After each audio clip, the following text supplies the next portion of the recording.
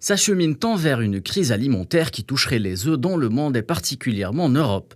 Les œufs qui désertent les rayons des grandes surfaces en Europe, la fête de Pâques n'y est pour rien. On cause plusieurs cas de salmonelle signalés en Europe d'une part et le poids du conflit russo-ukrainien d'autre part. Un fardeau qui pèse lourd sur le rendement du secteur avicole.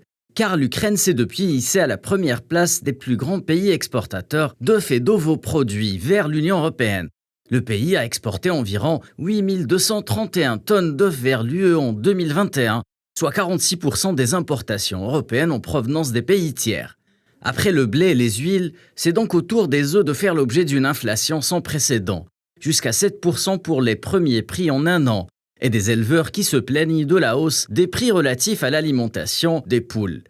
Mais il y a eu un précédent à cela. Entre avril 2020 et avril 2021, l'augmentation des cours a atteint 23,5% pour le tourteau de soja et 24,8% pour le blé. Le secteur avicole fait également face à une crise d'ordre sanitaire induite par la grippe aviaire.